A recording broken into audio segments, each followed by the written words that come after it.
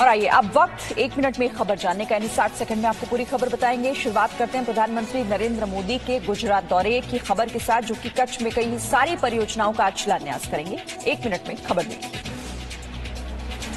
प्रधानमंत्री नरेंद्र मोदी आज अपने गृह राज्य गुजरात के दौरे पर जाएंगे, जहां वो कच्छ में कई सारी परियोजनाओं का शिलान्यास करेंगे। प्रधानमंत्री दोपहर 1:20 पर भुज एयरपोर्ट पहुंचेंगे। फिर हेलीकॉप्टर के जरिए वो कच्छ के धोर्डो जाएंगे। धोर्डो स्थित टेंट सिटी में वो एक जनसभा को संबोधित करेंगे। इसके बाद प्रधानमंत्री सड़क के रास्ते मांडवी जाएंगे। मांडवी में प्रधानमंत्री डिसैलिनेशन प्लांट का शिलान्यास करेंगे। साथ ही हाइब्रिड नवीकरणीय ऊर्जा पार्क का भी शिलान्यास करेंगे। इसके बाद वो स्वचालित दूध और पैकिंग संयंत्र का उद्घाटन करेंगे। बाद में प्रधानमंत्री कच्छ के सफेद रण में सांस्कृतिक कार्यक्रम में हिस्सा लेंगे। शाम 7 बजे तक वो भुज एयरपोर्ट पहुंचेंगे और करीब रात 9:30 बजे दिल्ली के लिए रवाना होंगे। धोर्डो में प्रधानमंत्री कच्छ के प्रगतिशील किसानों और कच्छ की सीमा पर खेती करने वाले पंजाबी किसानों से मिलेंगे, उनके साथ बातचीत करेंगे। साथ ही वो कच्छ के हस्तशिल्पियों से भी मुलाकात करेंगे। सोमवार को देश भर में किसानों ने नए कृषि कानूनों के खिलाफ प्रदर्शन किया। 1 मिनट में पूरी खबर आपको बताते हैं। नए कृषि कानूनों के विरोध में दिल्ली के सिंघू बॉर्डर पर किसान संयुक्त मोर्चा के करीब 40 नेताओं ने एक दिन की भूख हड़ताल की। किसानों का ये उपवास सुबह 8 बजे से लेकर शाम 5 बजे तक था। जिस थाने में, जिस जिले में पुलिस तंग करेगी, उसके थानों में पशु बांधने का भी काम हमारे लोग करेंगे। 2 ही रास्ते हैं। हमारे गांव का रास्ता बंद हो गया, या तो हमारा रास्ता ये सरकार फिलवासी ले ले, इसमें कानून बना दे, गांव के रास्ते बंद है, और दूसरा रास्ता है गोली, हम उसके लिए तैयार हैं। दिल्ली गाजीपुर बॉर्डर पर भी किसान उपवास पर बैठे। दिल्ली मेरठ हाईवे पर किसान धरने पर बैठ गए, जिससे घंटों तक लोग जाम में फंसे रहे। इस बीच देश भर में किसानों ने जिला मुख्यालयों में धरना दिया और नए कानून का विरोध किया।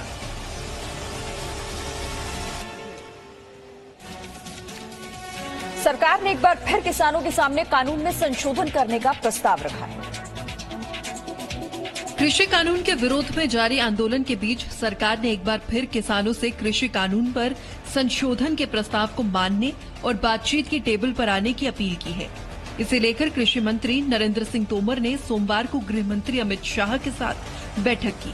बैठक के बाद मीडिया से बात करते हुए कृषि मंत्री ने कहा कि सरकार किसानों के साथ हर स्तर पर चर्चा करने को तैयार है। और हम लोगों ने किसान यूनियन के साथ बातचीत की है, उनको समझाने का भी प्रयास किया है, और हमारी इच्छा है कि वो क्लॉज बाय क्लॉज चर्चा करें, और हम लोगों ने जो अपनी तरफ से प्रस्ताव दिए हैं उन पर उनका क्या मत है वो व्यक्त करेंगे, तो निश्चित रूप से हम लोग चर्चा को आगे बढ़ाएं। इस बीच किसानों से 7वें दौर की वार्ता को लेकर कृषि मंत्री ने कहा कि किसानों की तरफ से प्रस्ताव आया तो सरकार निश्चित तौर पर बात करेगी। अभी हम लोगों ने कहा है कि बातचीत करने के लिए तैयार है।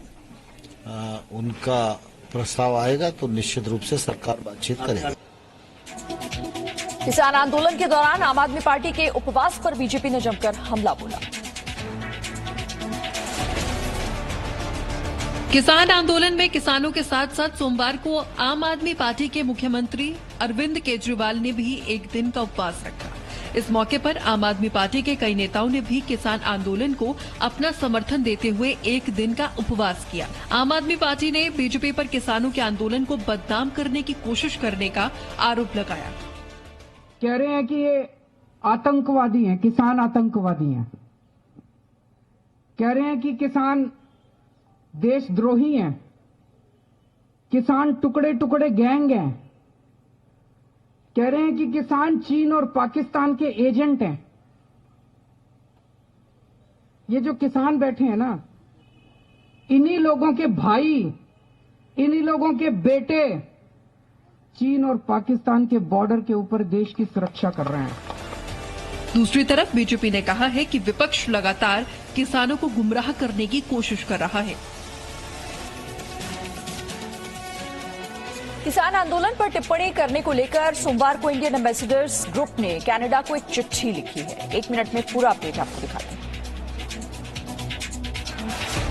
कनाडा के प्रधानमंत्री जस्टिन ट्रूडो के किसान आंदोलन पर टिप्पणी करने को लेकर भारतीय एम्बेसडर समूह ने एक चिट्ठी लिखी है, जिसमें उन्होंने कहा है, विष्णु प्रकाश समेत 22 पूर्व राजनयिकों की तरफ से लिखी गई इस चिट्ठी में कनाडा की जस्टिन ट्रूडो सरकार पर सवाल उठाए हैं।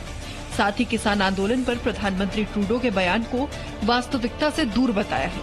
कनाडा के पीएम के बयान की निंदा करते हुए लिखा गया कि भारत की अंदरूनी राजनीति पर टिप्पणी गलत परंपरा थी। खुली चिट्ठी में पूर्व राजनयिकों ने कहा है कि कनाडा में खालिस्तान समर्थक भारत विरोधी गतिविधियां चला रही हैं। साथ ही आरोप लगाया गया है कि खालिस्तान समर्थकों को वहां पाकिस्तान राजनयिक का खुला समर्थन मिलता है, जिस पर कनाडा सरकार आंख मूंदे रहती है। इस चिट्ठी में कनाडा के कुछ प्रमुख गुरुद्वारों पर खालिस्तान समर्थकों का कंट्रोल होने की बात भी कही गई है। कनाडा के प्रधानमंत्री जस्टिन ट्रूडो के किसान आंदोलन पर की गई टिप्पणी पर भारत ने पहले भी कड़ी आपत्ति जताई थी और ये कहा था कि उनकी टिप्पणी वास्तविकता से अनजान है। बीजेपी के बंगाल प्रभारी और पार्टी महासचिव कैलाश विजयवर्गीय की सुरक्षा को और मजबूत कर दिया गया है। 1 मिनट में खबर देखिए। बीजेपी महासचिव और पश्चिम बंगाल के पार्टी प्रभारी कैलाश विजयवर्गीय की सुरक्षा बढ़ाते हुए उन्हें अब बुलेट प्रूफ कार दे दी गई है। हालांकि कैलाश विजयवर्गीय को Z श्रेणी की सुरक्षा पहले से ही मिली हुई है, मगर अब उन्हें बुलेट प्रूफ कार दी जा रही है। 10 दिसंबर को पश्चिम बंगाल में डायमंड हार्बर के रास्ते में बीजेपी अध्यक्ष जेपी नड्डा के काफिले पर पथराव हुआ था। जेपी नड्डा के साथ इस काफिले में कैलाश विजयवर्गीय भी थे। कैलाश विजयवर्गीय ने कहा कि बंगाल में आम आदमी की जान सुरक्षित नहीं है। इस बीच केंद्र सरकार के नोटिस के बावजूद पश्चिम बंगाल के मुख्य सचिव और डीजीपी सोमवार को दिल्ली नहीं पहुंचे। दोनों अधिकारियों को 10 दिसंबर की घटना पर स्पष्टीकरण देने के लिए केंद्रीय गृह मंत्रालय में सोमवार को बुलाया गया था।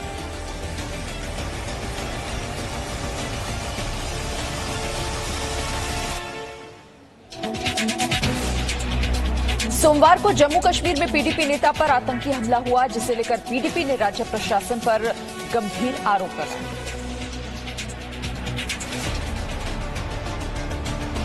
श्रीनगर में सोमवार को पीडीपी नेता हाजी परवेज के आवास पर कुछ आतंकियों ने हमला कर दिया।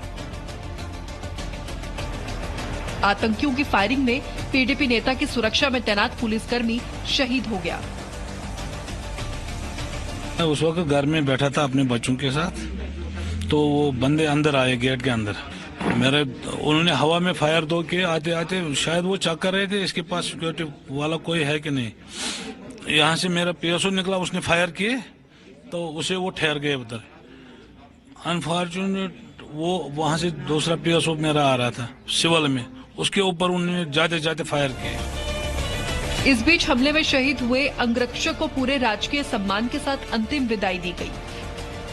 इस बीच पीडीपी अध्यक्ष महबूबा मुफ्ती ने ट्वीट कर ये जम्मू कश्मीर प्रशासन पर आरोप लगाया कि प्रशासन विपक्षी नेताओं की सुरक्षा कम कर रही है।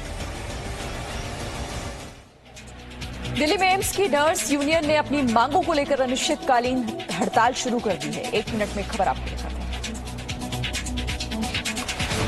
दिल्ली में अखिल भारतीय आयुर्विज्ञान संस्था यानी एम्स में कार्यरत नर्सों ने सोमवार से अपनी मांगों को लेकर अनिश्चितकालीन हड़ताल शुरू कर दी है। नर्सों की 23 सूत्रीय मांगे हैं। इनमें से प्रमुख मांग ये है कि नर्सों को छठे वेतन आयोग की सिफारिशों के अनुसार वेतन दिया जाए। हमारी कुछ डिमांड थी, उसमें हमारे एम्स के डायरेक्टर मौजूद थे और केंद्रीय स्वास्थ्य मंत्री हर्षवर्धन जी उपलब्ध अवेलेबल थे। उन्होंने हमें लिख के दिया कि आपकी ये मांग है जो जस्टिफाइड है, न्याय संगत है, इसको हम मान रहे हैं, आपको कोई एजिटेशन या गुस्सा का जरूरत नहीं। ये 16 अक्टूबर 2019 की बात है। ये लोग नहीं माने तो हमने इनको स्ट्राइक का नोटिस दिया और अभी तक भी किसी भी डिमांड पे कोई कहीं बात नहीं है। वो डिमांड थी 6 CPC में पे नॉर्मली की डिमांड थी। नर्स यूनियन की हड़ताल को लेकर एम्स के निदेशक रणदीप गुलेरिया ने अपील की है कि वह हड़ताल खत्म कर काम पर लौटे और महामारी से लड़ने में हमारी मदद करे। इस अनिश्चितकालीन हड़ताल से एम्स में इलाज के लिए आने वाले लोगों को मुश्किलों का सामना करना पड़ सकता है। भव्य राम मंदिर के निर्माण का काम आज से शुरू किए जाने की संभावना है। 1 मिनट में खबर आपको बताते हैं। अयोध्या राम मंदिर निर्माण के लिए नींव की फाइनल डिजाइन को आज दिल्ली में राम मंदिर निर्माण समिति के चेयरमैन पूर्व IAS नृपेंद्र मिश्र को सौंपी जा सकती है। इस मौके पर दिल्ली में राम जन्मभूमि तीर्थ क्षेत्र ट्रस्ट के महामंत्री चंपत राय भी मौजूद रहे। मोस्ट पहले से तय है, फाइल बनने हैं 1200 होनी है, उसके बाद में फिर उस पर ढांचा खड़ा होगा। तो लेकिन अभी उसकी मजबूती के लिए नींव की वो विचार चल रहा है और उसके लिए बराबर बैठक हो रही है। उसके लिए के एक्सपर्टों की एक कमेटी बना दी गई है। नींव के डिजाइन फाइनल करने में चेन्नई, मुंबई, कानपुर, गुवाहाटी और दिल्ली से IIT इंजीनियर्स, केंद्रीय भवन अनुसंधान संस्था रुड़की, निर्माण कंपनी लॉर्सन एंड ट्रूबो, सहयोगी कंपनी टाटा इंजीनियर कंसल्टेंट जैसे संस्थानों के वैज्ञानिक इंजीनियर्स विशेषज्ञ लगे हुए हैं। नींव का फाइनल डिजाइन राम मंदिर निर्माण समिति को मिलते ही राम जन्मभूमि परिसर में राम मंदिर निर्माण के लिए नींव खुदाई का काम शुरू हो जाएगा। महाराष्ट्र सरकार के मंत्रियों के घरों पर खर्च होने वाले पैसों को लेकर एक नया विवाद शुरू हो गया है। महाराष्ट्र सरकार ने कोरोना काल में हुए लॉकडाउन के कारण राज्य की आर्थिक स्थिति खराब होने का हवाला दिया था, लेकिन अब खबर आ रही है कि इस बीच राज्य सरकार ने अपने मंत्रियों के बंगलों के नवीनकरण पर 90 करोड़ रुपए खर्च कर दिए। अजीत पवार के देवगिरी बंगले पर 1 करोड़ 78 लाख रुपए, बाला साहेब थोराट के रॉयल स्टोन बंगले पर 2 करोड़ 26 लाख रुपए, अशोक चौहान के बंगले मेघदूत पर 1 करोड़ 46 लाख रुपए, धनंजय मुंडे के बंगले चित्रकूट पर 3 करोड़ 89 लाख रुपए, सुभाष देसाई के शिवनेरी बंगले पर 1 करोड़ 44 लाख रुपए, छगन भुजबल के रामटेक बंगले पर 1 करोड़ 67 लाख रुपए, आदित्य ठाकरे के सतपुड़ा बंगले पर 1 करोड़ 33 लाख रुपए खर्च हुए। मंत्रियों के बंगलों को रेनोवेट करने पर पैसे खर्च किए जाने पर विपक्ष ने सवाल खड़े किए। विपक्ष का कहना है कि कोविड के दौरान जो जरूरी खर्च आरोग्य विभाग पर किए जाने थे, वो पैसा PWD विभाग के जरिए मुख्यमंत्री आवास और दूसरे मंत्रियों के आवास को नया बनाने में खर्च किया गया। और अब 1 मिनट में देश भर में कोरोना का अपडेट क्या है वो आपको देते हैं। देश में कोरोना संक्रमण के मामले 99 लाख के करीब पहुंच गए हैं। हालांकि कोरोना के नए मामलों में कमी आई है और कोरोना से ठीक होने वालों की संख्या अब भारत में सबसे ज्यादा है। पिछले 24 घंटे में संक्रमण के 27,071 नए मामले सामने आए। 336 लोगों की मौत हो गई। हालांकि अच्छी बात ये रही कि इस दौरान 30,695 लोग ठीक भी हुए हैं। देश में कोरोना से 98,84,100 लोग संक्रमित हुए। इनमें से 93,88,159 लोग ठीक हो चुके हैं। देश में इस वक्त 3,52,586 कोरोना संक्रमितों का इलाज चल रहा है। कोरोना संक्रमण से अब तक 1,43,355 लोगों की मौत हो चुकी है, जबकि देश में कोरोना से ठीक होने वाले मरीजों की दर 94.84% हो गई है। दिल्ली में पिछले 24 घंटों में कोरोना से 60 लोगों की मौत हुई और एक दिन में संक्रमण के 1,376 नए केस आए। दिल्ली में कोरोना की रफ्तार लगातार धीमी होती जा रही है। 1 मिनट में दिल्ली में कोरोना से जुड़ा अपडेट आपको देते हैं। दिल्ली में कोरोना के कुल मामले 6 लाख से भी ज्यादा हो चुके हैं। दिल्ली में पिछले 24 घंटों में कोरोना के 1,376 नए मामले सामने आए हैं। पिछले 24 घंटों में कोरोना से दिल्ली में 60 लोगों की जान गई है। वहीं पिछले 24 घंटे में 2,854 लोग इलाज के बाद ठीक हुए। पिछले 24 घंटे में दिल्ली में कोरोना के 63,944 टेस्ट किए गए हैं। दिल्ली में कोरोना के कुल मामले 6,08,830 आ चुके हैं। इसमें से 5,83,509 मरीज इलाज के बाद ठीक हो गए। दिल्ली में कोरोना के कुल 10,074 लोगों की मौत हो चुकी है। दिल्ली में अब कोरोना के 15,247 एक्टिव मामले हैं। भारत में वैक्सीन वितरण को लेकर सरकार ने कुछ जरूरी गाइडलाइंस तैयार की। देश में कई सारी कंपनियों ने वैक्सीन की आपातकालीन इस्तेमाल के लिए आवेदन दे दिया है। ऐसे में वैक्सीन का इंतजार अब और लंबा नहीं होने वाला है। ऐसे में सरकार ने वैक्सीन के वितरण को लेकर कुछ योजनाएं तैयार कर ली। वैक्सीनेशन के पहले फेज में सरकार करीब 30 करोड़ लोगों को कोरोना वैक्सीन लगाने की योजना बना रही है, जिसमें हेल्थ केयर और फ्रंट लाइन वर्कर्स शामिल होंगे। साथ ही इसमें 50 से ज्यादा उम्र के लोग भी शामिल होंगे। वैक्सीन लगाए जाने के बाद लोगों पर आधे घंटे तक नजर रखी जाएगी। Digital platform system Covid vaccine intelligence network की मदद से उन्हें ट्रैक किया जाएगा। कोविन पर रजिस्ट्रेशन वोटर ID, आधार कार्ड, ड्राइविंग लाइसेंस, पासपोर्ट और पेंशन डॉक्यूमेंट जैसे 12 फोटो आईडी डॉक्यूमेंट से ही हो सकता है। वैक्सीनेशन टीम में 5 सदस्य होंगे। इनमें मुख्य अफसर, एक डॉक्टर, नर्स, फार्मासिस्ट या इंजेक्शन देने के लिए कानूनी रूप से योग्य व्यक्ति होगा। पहले से पंजीकृत लोगों को ही वैक्सीन मिलेगी, मौके पर पंजीकरण नहीं होगा।